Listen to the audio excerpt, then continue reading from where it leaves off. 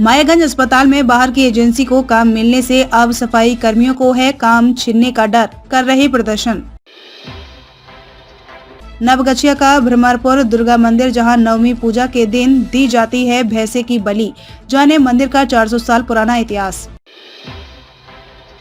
Mahadev tower में अगर आप भी फ्लैट ले रहे हैं तो हो जाए सावधान। हाथ में हथियार लहराते खेत पर कब्जा के लिए बदमाश का वीडियो हुआ सोशल मीडिया पर वायरल। जिला स्तरीय समन्वय और अनुश्रवण समिति दिशा की हुई बैठक, सांसद ने अधिकारियों को दिए कई दिशा निर्देश। और अब खबरें विस्तार से। मायागंज अस्पताल में बाहर की एजेंसी को काम मिलने से अब सफाई कर्मियों को है काम छिनने का डर, कर रहे प्रदर्शन। जवाहरलाल नेहरू चिकित्सा महाविद्यालय अस्पताल मायागंज अस्पताल में सफाई कर्मियों ने अपनी मांगों को लेकर आज हल्ला बोल प्रदर्शन शुरू कर दिया। प्रदर्शन कर रहे सफाई कर्मियों ने कहा कि हम लोग 2006 से अस्पताल में सफाई कर्मी का काम कर रहे हैं। अभी बाहर की एजेंसी को शौचालय, बाथरूम आदि की सफाई का जिम्मा दे दिया गया है। ऐसे में जिस एजेंसी के अंदर हम सब काम कर रहे हैं, उनका कहना है कि आगे हमें डील में 18 से 20 लाख रुपए की कटौती होगी। ऐसे में कम से कम तकरीबन 150 सफाई कर्मियों को निकाला जाएगा। इसको लेकर सफाई कर्मियों ने एकजुट होते हुए कहा, यह कहीं से सही नहीं है। भागलपुर से श्यामानंद सिंह की रिपोर्ट। समस्या ये है सर कि हम लोग विगत 2006 से यहाँ सफाई का काम कर रहे हैं और इसी में हम लोग का दाल रोटी का आसरा है सर। और हम लोग इतना कर्मचारी यहाँ काम कर रहे हैं, सब दिन इसी से कमा खा करके खा रहे हैं सर। और इसी से जो है ना अपना बाल बच्चा को शिक्षित भी बना रहे हैं। आज सुलभ इंटरनेशनल वाला सुनते हैं आया हुआ है सर, और वो लोग का कहना है कि हम लोग जो है ना आपके कर्मचारी को छटनीग्रस्त करेंगे। हमारी मांग यही है सर कि हमारा जो सफाई कर्मचारी है इतना विगत 2006 से जो काम कर रहा है सर, उनको छटनीग्रस्त ना किया जाए। हम लोग सफाई कर्मी हैं, सफाई कर्मी का काम कर रहे हैं सर। हम लोग का दाल रोटी में इसी आसरा है सर। हम लोग को छटनी सिर्फ बंद किया जाए और कोई दूसरा कोई मांग नहीं है। अगर छटनी किया गया तो क्या कीजिएगा आगे आप लोग? हम लोग अगर छटनी अगर बंद किया जाएगा तो हम लोग हड़ताल पे जाएंगे सर, अनशन करेंगे सर। और हम लोग का क्या ताकत है सर? हम प्रशासन से कैसे लड़ सकते हैं सर? परिचय दीजिए। मेरा नाम प्रकाश राम सुपर है सर। हम सफाई का काम करते हैं मायागंज हॉस्पिटल में। बोलिए बोलो। वही बोलते हैं कि बस हम लोग हटाया नहीं जाए, छटैया नहीं किया जाए। सब कोई मिल के सब दिन काम किए, सब कोई मिल के करेंगे। मेरा एक स्टाफ जाएगा तो मेरे भाई जाएगा, मेरे बाप जाएगा, सबका घर अंधेरा होगा। हाँ, वो कहाँ जाएगा? हमसे आएगा मांगने कि मेरे घर में खाना नहीं पका है, हमको दीजिए आज चावल का पैसा। कौन देगा? आजकल महंगाई के जमाना में कौन देता है? किसको देता है? कोई देता है? नहीं है ना देगा। इसीलिए किसी को हटाया नहीं जाए। हटाएगा तो सब हटेंगे, नहीं तो कोई नहीं हटेंगे। नवगछिया का भ्रमरपुर दुर्गा मंदिर, जहां नवमी पूजा के दिन दी जाती है भैंसे की बलि, जाने मंदिर का 400 साल पुराना इतिहास। देश भर में कलश स्थापना के साथ आज दुर्गा पूजा का दूसरा दिन बड़े ही धूमधाम से मनाया जा रहा है। नवगछिया के प्राचीन मंदिरों की कहानियों से हम आपको लगातार रूबरू करा रहे हैं। आज हम आपको सिद्धपीठ मणिद्वीप मां दुर्गा के दर्शन करा रहे हैं। भागलपुर के नवगछिया अनुमंडल अंतर्गत भ्रमरपुर गांव में सिद्धपीठ मणिद्वीप मंदिर स्थित है। इस मंदिर का इतिहास करीब 400 साल पुराना है। बताया जाता है कि मां दुर्गे ने ग्रामीण के स्वप्न में आकर मंदिर स्थापित करने की बात कही थी, जिसके बाद से यहां मंदिर की स्थापना की गई। दुर्गा पूजा में 12 घंटे तक गांव के लोग दुर्गा सप्तशती का पाठ करते हैं। वेदी पर सीमेंट से प्रतिमा बनी हुई है, जिसकी पूजा प्रतिदिन होती है। वहीं दुर्गा पूजा में षष्ठी पूजा को प्रतिमा स्थापित की जाती है। तांत्रिक विधि विधान से पूजा अर्चना होती है। नवमी पूजा को भैंसे की बलि दी जाती है। इसके बाद करीब 3000 छागर की बलि दी जाती है। 10वीं को मंदिर के पास बने तालाब में मां दुर्गे की जय घोष के साथ प्रतिमा विसर्जित की जाती है। भागलपुर समेत आसपास के कई जिलों के लाखों लोग यहां पहुंचते हैं। 2019 से यहां भव्य मंदिर का निर्माण कराया जा रहा है। दक्षिण भारत के मंदिरों के तर्ज पर भव्य मंदिर और गुंबज बनाया गया है, जिस पर 90 किलो की पताका स्थापित है। वृंदावन के शिल्पकार ने इसे डिजाइन किया है। ग्रामीण चंदा इकट्ठा कर गुंबज का निर्माण करवा रहे हैं। मंदिर में दुर्गा सप्तशती का पाठ मुद्रित किया जाएगा। बिहार में यह मंदिर काफी प्रसिद्ध है।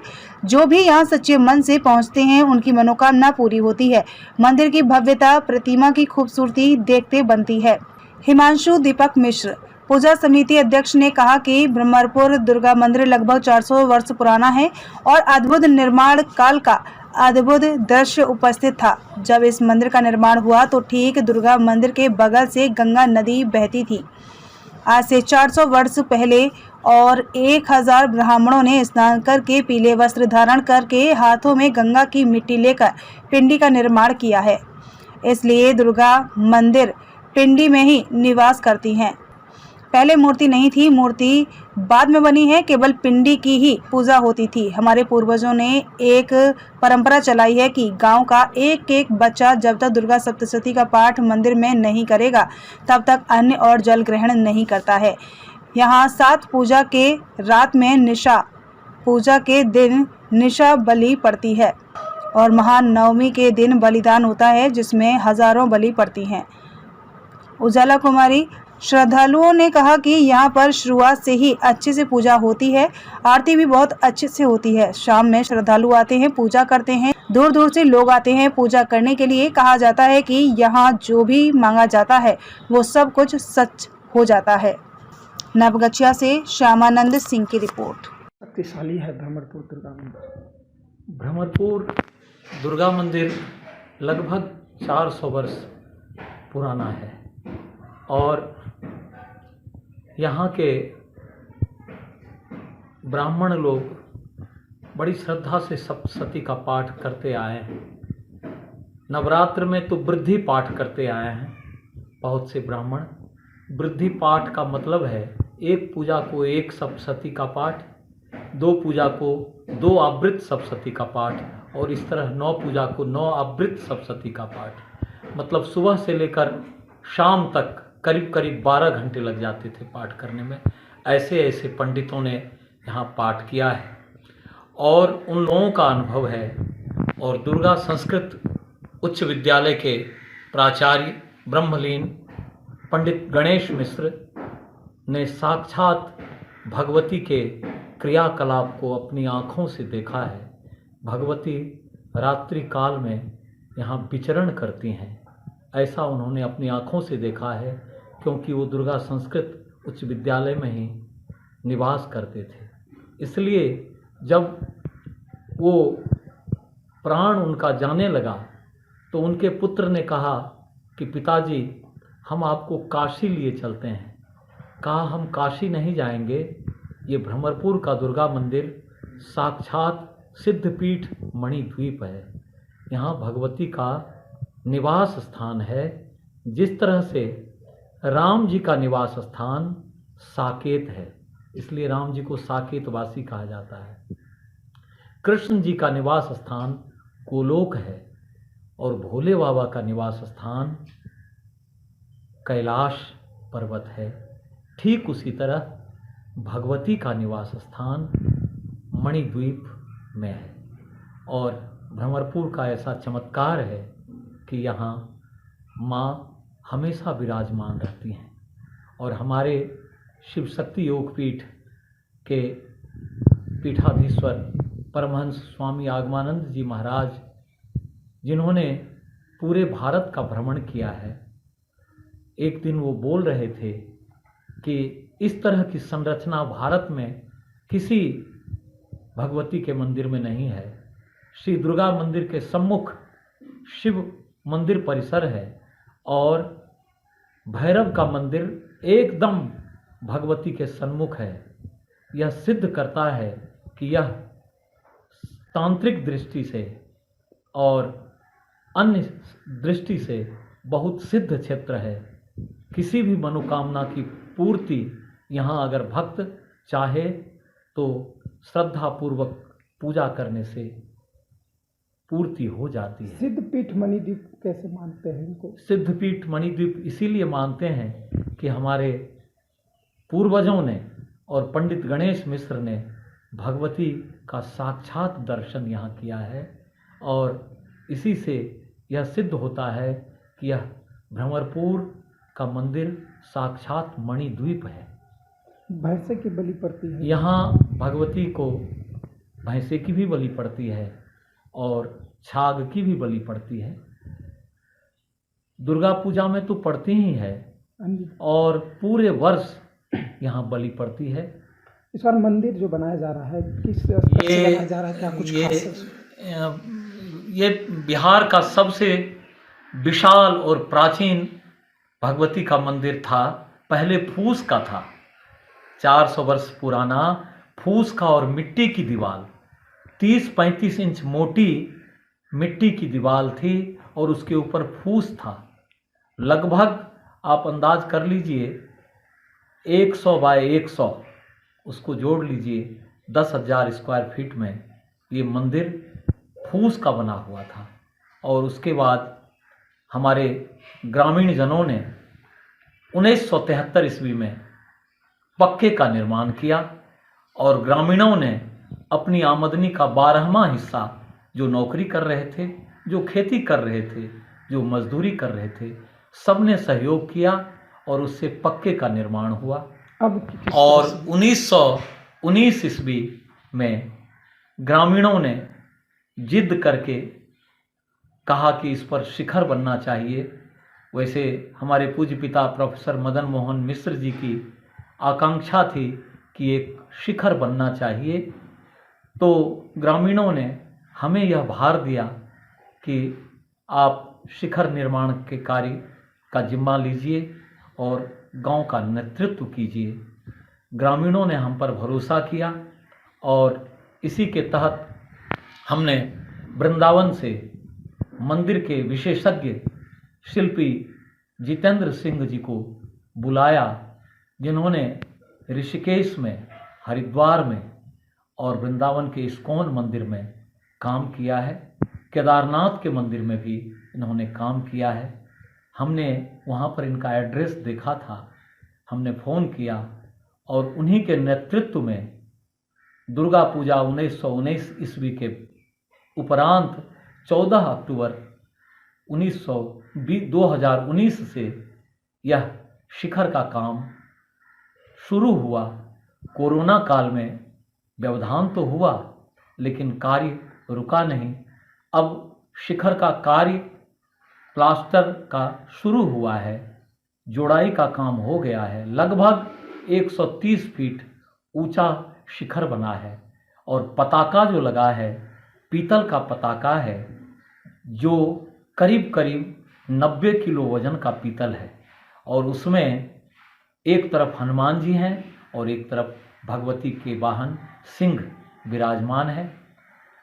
उसके बाद कलश बनाया गया है और कलश भी लगभग 8 फीट ऊंचा कलश है, विशाल कलश है। और कलश के नीचे जो कमल की पंखुड़ी है, आपको आश्चर्य होगा, वो करीब करीब वास्तु शास्त्र के अनुसार का कार्यक्रम का आयोजन है। इस बार भ्रमरपुर के मंदिर में बहुत तरह के कार्यक्रम हैं। सुबह में 5 बजे हम लोग सीताराम नाम धुन के साथ प्रभात फेरी निकालते हैं। पूरे गांव में गली गली में सीताराम नाम संकीर्तन के साथ प्रभात फेरी करते हैं।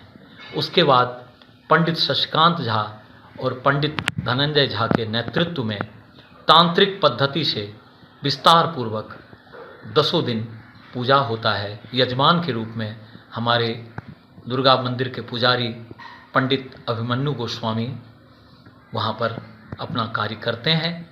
उसके बाद रात्रि में सायंकाल 6:30 बजे भव्य आरती माता की होती है, जिसमें हजारों लोग भाग लेते हैं। और रात्रि में 8 बजे से 10 बजे तक संकीर्तन का आयोजन होता है। 3 पूजा से लेकर 10 पूजा तक मंचीय कार्यक्रम भी है, जिसमें 3 पूजा से 7 पूजा तक रामलीला का कार्यक्रम होगा, जिसमें गुड्डा और बाका के कलाकार भाग लेंगे। और 8, 9 और 10 पूजा को भारतीय भ्रमरपुर के नाट्य कला परिषद के नवयुवक अपने नाट्य कला का प्रदर्शन करेंगे। इसके अतिरिक्त 20 और 21 अक्टूबर 6 और 7 पूजा को कुश्ती दंगल का आयोजन रखा गया है, जिसमें महिला और पुरुष पहलवान अपने शौर्य का प्रदर्शन करेंगे। हरियाणा, दिल्ली, पंजाब से पहलवान इसमें शिरकत करेंगे। इसके अतिरिक्त झूला आदि मीना बाजार का भी कार्यक्रम है। नवमी को बलिदान का भी कार्यक्रम है और विजयादशमी के दिन ठीक 6:30 बजे शाम में, ये समय निर्धारित है, इसमें जरा भी परिवर्तन किसी वर्ष नहीं होता है। 6:30 बजे मूर्ति विसर्जन के लिए जय दुर्गे दुर्गे दुर्गे नाम संकीर्तन के साथ भव्यता के साथ विसर्जन बगल के शिवगंगा तालाब में किया जाएगा। यही संक्षिप्त कार्यक्रम है। पूजा आज है, क्या कुछ कहना चाहेंगे? यहाँ पे शुरुआत से ही अच्छे से पूजा होता है और मेला अच्छा होता है और आरती भी अच्छी होती है। वहाँ पे सारे साहब में श्रद्धालु आते हैं, पूजा करते हैं, आरती होती है, दूर दूर के लोग आते हैं यहाँ पर पूजा करने के लिए। कहा जाता है कि यहाँ पे जो भी मांगा जाता है वो सब कुछ सच हो जाता है, इसलिए यहाँ पे अच्छे से पूजा हुआ जाता है। आप किस तरह से पूजा आज कर रहे हैं? ज़्यादा कुछ नहीं, आज नॉर्मल है, हर रोज़ के दिन ऐसे ही आ जाता है। हम हमारी मम्मी सब साथ में आते हैं, पूजा पूरा परिवार पूजा किया जाता है यहाँ पे। हम नहीं, हमारी मम्मी। क्या मनोकामना पूरी होती है? हाँ, जो मांगता है सब पूरा हो जाता है। उजाला उजाला। महादेव टावर में अगर आप भी फ्लैट ले रहे हैं तो हो जाएं सावधान। अगर आप भागलपुर के कोतवाली स्थित महादेव टावर में फ्लैट लेना चाहते हैं तो हो जाएं सावधान। रेरा कोर्ट ने इस महादेव टावर पर सख्त नोटिस जारी की है और इसके खरीद बिक्री पर पूर्ण रूपेण रोक लगा दी है। वहीं नगर निगम के आदेशानुसार महादेव टावर के कार्यों पर भी पाबंदी लगा दी गई है। वहीं जमीन मालिक उदय नारायण सिंह व उनके PRO विनोद शर्मा ने एक प्रेस वार्ता में जानकारी दी कि 7 जनवरी 2013 में मेरी पत्नी रामप्यारी देवी से एग्रीमेंट हुआ था कि महादेव टावर, जहां पहले महादेव सिंह सिनेमा हॉल चलता था, व्यावसायिक तौर पर भवन तैयार करने के लिए 3.5 साल का समय लिया गया था, जिसमें जमीन मालिक एवं बिल्डर दोनों की साझेदारी आधी थी। लेकिन 10 वर्ष बीत जाने पर भी यह बिल्डिंग तैयार नहीं हो पाई और बिना हम दोनों के विभाजन के बिल्डर दिलीप शाह और पप्पू शाह ने उस बिल्डिंग के कई मुख्य भागों को बिना पूछे बेच दिया, जिसमें 8 दुकानें बिक चुकी हैं और एक दुकान तकरीबन 1.5 करोड़ रुपए की राशि पर बिकी है। वहीं उन्होंने शहरवासियों से अपील करते हुए कहा है कि महादेव टावर के किसी भी फ्लैट को अपना कर दे। जो व्यवसाय इसमें बने फ्लैट को खरीदे हैं वह बुरी तरह फंसे हुए हैं, अब आप न फंसे। वहीं उदय नारायण सिंह एवं विनोद शर्मा ने बताया कि इस भवन पर रेरा न्यायालय अपने आदेश जारी कर दिए हैं कि इस भूखंड की बिक्री नहीं हो सकती है जब तक न्यायालय से आदेश नहीं पारित होता है। वहीं नगर आयुक्त ने भी भवन के निर्माण कार्य को रोक दिया है।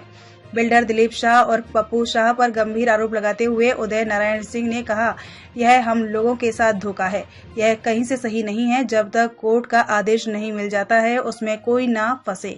भागलपुर से श्यामानंद सिंह की रिपोर्ट। सर, आज की प्रेस कॉन्फ्रेंस में इसलिए रखा हूं कि जिस तरह से हमारे शहर के सभ्य लोग आज आके हमसे बोल रहे हैं कि आप का नाम जुड़ा हुआ था सर, आपके गुडविल पे हम लोग फंस गए, हमारे शहर के और दूसरे मेरे भाई न फंसे, हम उनको ये बताना चाहते हैं। सर, हम लोगों की कीमती भूखंड महादेव चित्र मंदिर हमने बिल्डर को बनाने के लिए आज के 10 साल पूर्व दी थी। बिल्डर पप्पू शाह उर्फ दिलीप कुमार शाह को दी थी, जो 3.5 वर्ष में बननी थी, अभी तक नहीं बनी। उसमें जो निर्माण में उन्होंने बिहार बिल्डिंग बायलॉज के नियमों का उल्लंघन किया और नियम विरुद्ध जो उन्होंने बिक्री सेल डीड कर दी है, और उसमें लोगों के करोड़ों रुपये फंस गए। वो बेचारे व्यापारी भाई जो आके हम लोगों के पास रो रहे हैं, गुहार लगा रहे हैं कि आपकी गुडविल, आपकी संपत्ति समझ के हम लोगों ने तो सिंह जी ले लिया और आज हम लोगों के साथ ऐसा क्यों हो रहा। तो उस बिल्डिंग पे अभी बिहार रेरा कोर्ट द्वारा किसी भी तरह की बिक्री और नगर आयुक्त भागलपुर द्वारा किसी भी तरह के निर्माण कार्य पर रोक लगी हुई है। इसलिए दूसरे मेरे शहर के भाई उसके चक्कर में न फंस जाएं।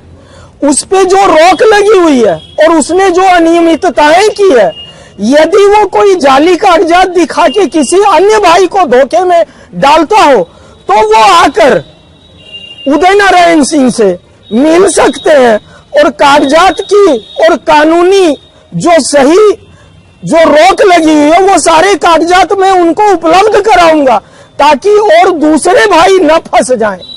और जो फंस गए उनका तो अब हम कुछ कर नहीं सकते हैं, उनकी भी न्यायिक प्रक्रिया चल रही है कि वो गलत बिक्री को कोर्ट द्वारा निरस्त किया जाए।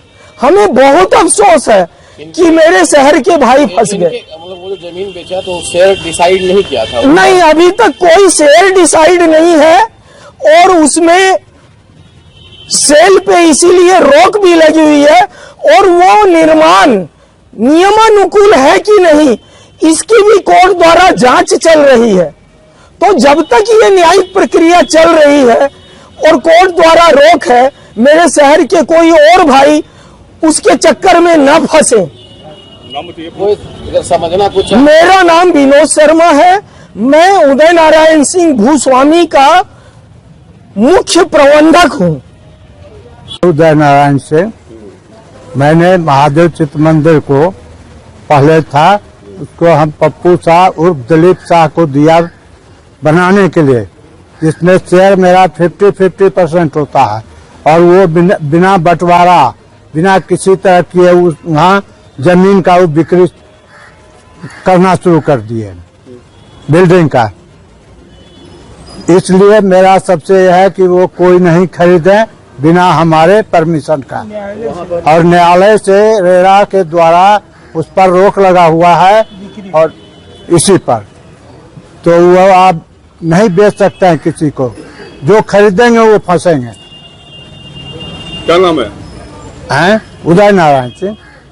इस डीड में कि 3.5 साल में मैं आपकी भूमि पर निर्माण करके दूंगा, जिसमें कि 50% अंश उनका और 50% अंश हम भूस्वामी का था। और वो बिल्डिंग आज 10 वर्ष बीतने पर भी अधूरी रखी हुई है और उस बिल्डिंग पर अभी तक हमारी जो अंश होगी 50।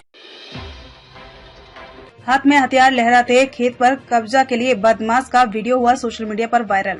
हाथ में हथियार लहराते खेत पर कब्जा के लिए हथियार लहराते बदमाश का सोशल मीडिया पर एक वीडियो जमकर वायरल हो रहा है। मामला भागलपुर के नवगछिया का है, जहां अपराधियों के हौसले बुलंद हैं। वायरल हुए वीडियो में अपराधी हथियार के बल पर किसान की जमीन को जबरन जुताई करा रहे हैं। मामला रंगरा थाना के उसरहिया बहियार की है, जहां गोपालपुर के सुकटिया बाजार निवासी किसान सदानंद मोदी की 10 कट्ठा जमीन पर गांव के ही दबंग हथियार के बल पर जबरन ट्रैक्टर चलवा रहे हैं।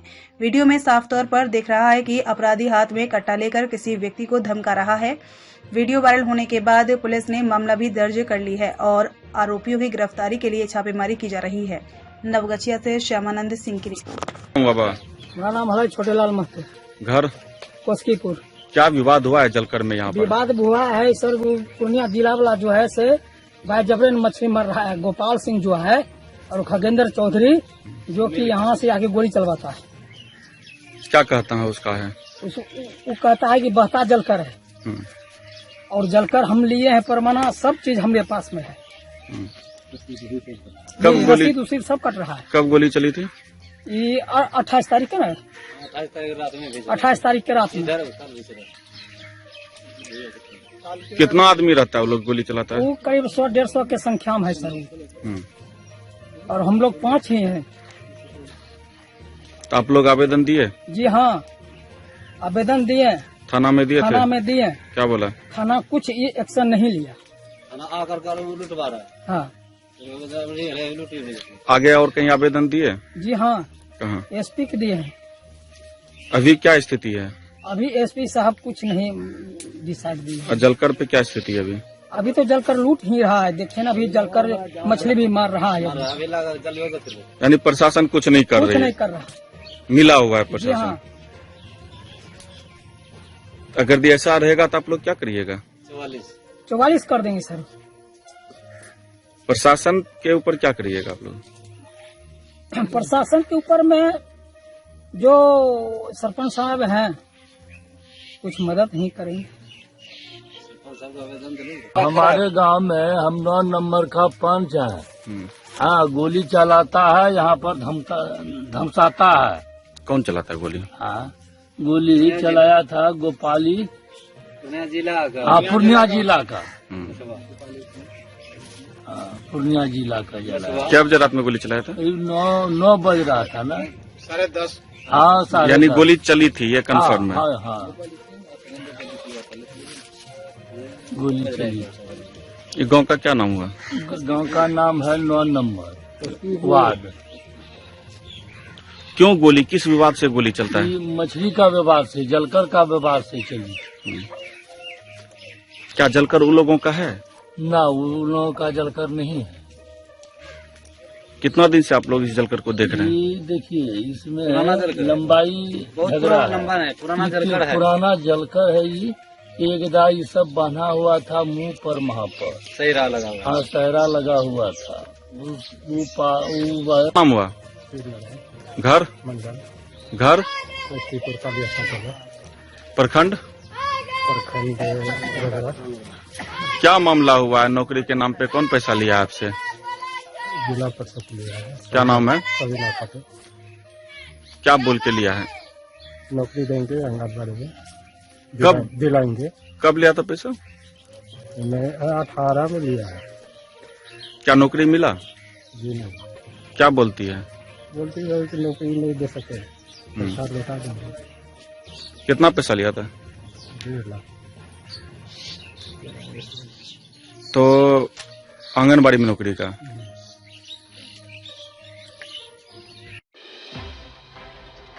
जिला स्तरीय समन्वय और अनुश्रवण समिति दिशा की हुई बैठक। सांसद ने अधिकारियों को दिए कई दिशा निर्देश। भागलपुर जिला स्तरीय समन्वय और अनुश्रवण समिति दिशा की बैठक का आयोजन भागलपुर के समाहरणालय स्थित समीक्षा भवन में किया गया, जिसकी अध्यक्षता सांसद अजय मंडल ने की। कार्यक्रम के दौरान जिलाधिकारी सुब्रत कुमार सेन, डीडीसी अनुराग कुमार, नगर आयुक्त डॉक्टर योगेश सागर के अलावा कई विभागों के वरीय पदाधिकारी उपस्थित थे। वहीं बैठक में मनरेगा के तहत किए गए कार्य पर समीक्षात्मक बैठक की गई। जो कार्य हो चुके हैं उसके रखरखाव एवं जो अभी अधूरे पड़े हुए कार्य हैं उन्हें जल्द से जल्द पूरा करने का दिशा निर्देश दिया गया। वहीं सांसद अजय मंडल ने कहा कि आपदा के दृष्टिकोण से जो कार्य अभी नहीं हो पाए हैं उन्हें भी पूरा किया जाए।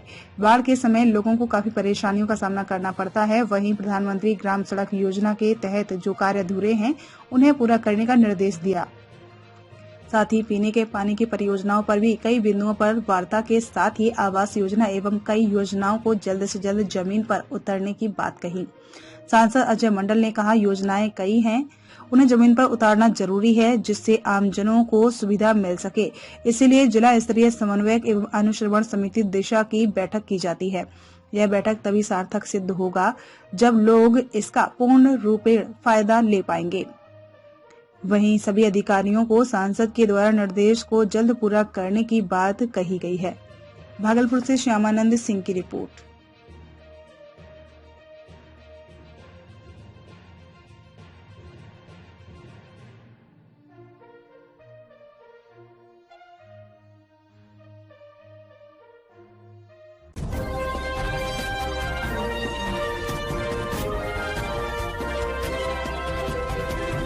आप देख रहे हैं लोकल टीवी न्यूज 24/7, सब पर नजर, सबकी खबर।